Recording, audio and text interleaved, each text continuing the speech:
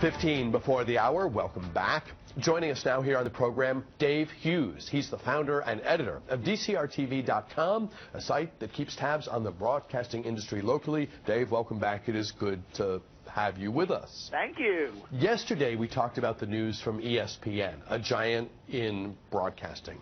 The head of Disney, ESPN's parent, telling CNBC that in the next 5 years or so, viewers will access and pay for the popular sports channel, well, I guess it's channels technically, directly. They will get ESPN online rather than finding it on cable or on satellite. And as you know and as you've covered, this has major ramifications for TV as a whole.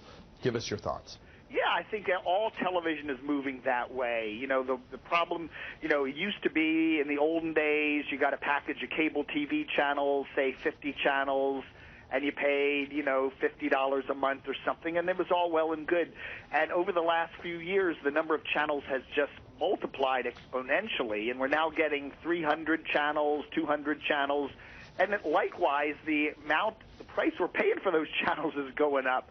ESPN, you know, I think alone, if in your cable bill, if you're getting a tier that gets ESPN or those ESPN family of channels, you're paying many dollars for that. I've read some estimates of $6 to $10 a month just in your cable bill, in the bill, is for some of those sports channels. Right. And a lot of people are saying, hey, I never watch those channels. You know, I never watch ESPN. I don't watch ESPN Classic or whatever. And why am I paying to get those channels? And so services like Verizon are coming along and saying, hey, we'll give you a tier that doesn't have the sports channels in it. You can save some money. That's going to basically then the people that eventually down the road are going to want to see sports are probably end up going to have to pay more and more and more for it, since fewer of the general cable audience is paying for it. So with the bills going up, lots of people are opting to go without cable or satellite service right now. It's called cord cutting, and I think we can describe you, Dave, as an early adopter. Yes. Tell us about your experience cutting the cable cord. Yeah, it was about September of last year, and I got my Comcast bill, and it was way higher than what I thought it would be. And I called them up, and they said, well, your promo rate ended, and, you know, you're back on the regular rate, and it was quite a lot. And I didn't watch that much cable. There's a few channels I watch, and I just said, so can you give me the promo rate again? And they said no, and I said, okay, how about I just get rid of cable? So I did. I still have the internet because I need that for my business and all that, and my cable bill's about $80 a month now. And you know what? I'm fine. I have Netflix. I was using that Sling TV service for a while that has some cable channels on it, although I was disappointed with that. I have YouTube. I have some DVDs.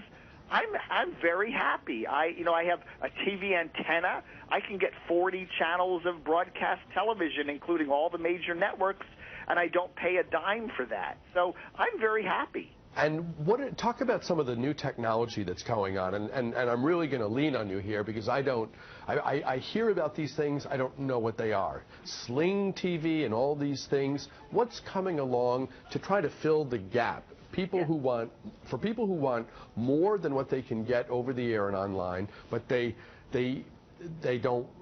can't afford the big bill, or they just don't feel right paying for channels they're not watching.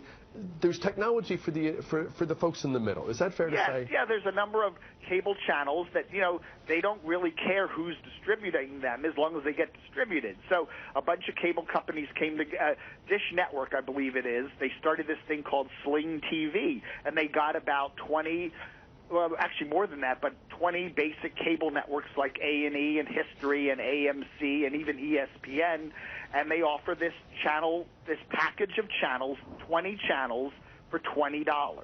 It's like something like that. Mm-hmm. And then they have some add-on packages for $5 if you get some extra movie channels or some sports channels.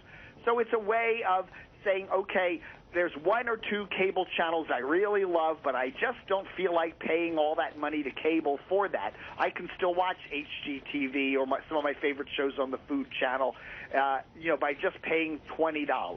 And I get these little mini packages, and they're just over the air. They're online. So you can watch them on any internet-connected device. You can watch them on your tablet. You can watch them on your smartphone. You can watch them on a computer screen. So what's fascinating, and because you talk to TV people every day, what I found so interesting about Robert Iger's comments, again, he's the head of Disney, and Disney's the parent of ESPN. Down the road, I think folks realize that eventually all these content producers will get rid of the middleman, the networks and cable, and if you want to watch Bravo, you're going to go to Bravo. If you want to watch us, you're going to come to us. Yeah, it's going to be like that. You're going to get channels directly from the provider. Yes. You know, there will be no cable company in the middle delivering that to you. So as folks throughout the TV world heard, like the rest of us, this clear signal from ESPN about what their intentions are, to what extent does this advance perhaps the timing of this trend we were likely to see anyway? Yeah, it's coming a lot faster than what we think. The problem is, though, you know, is there a market out there to support all these different channels? I mean, one of the reasons why there's so many cable channels is because cable companies, they bundle the channels, so you end up paying for stuff you don't want. That allows a universe with a whole lot of channels that almost nobody watches. So what's going to happen is a lot of these channels are probably going to go away. You know, you're probably somewhere down the road, or they're going to be significantly different than what they are today. You know, maybe they're going to be really niche-y and they'll be more expensive. And it might cost you more. Say there's 30 channels you really like. Oh, right. Somewhere down the road, you know, each one's going to be $5, and that's $150 to watch 30 channels. So it's going to, you know, there's still going to be bundling out there, and there's still going to be, I think, you know, I don't think it's going to put the death knell to cable. I think there's still going to be a lot of people out there that just like the simplicity of paying one bill and getting a bunch of channels, whether they watch them or not. But there's also going to be a lot of people that are going to say, you know, is TV really that important to me that I need all those channels? We could, Dave, who knows? We could long for the day when you paid one bill and you got a huge inventory of programming to watch. We'll see where it could maybe swing back to that theory. Yep. Dave Hughes of DCRTV.com. It's always great having you with us, Dave. Thanks very much for your time. Thank you. Back with a programming note right after this.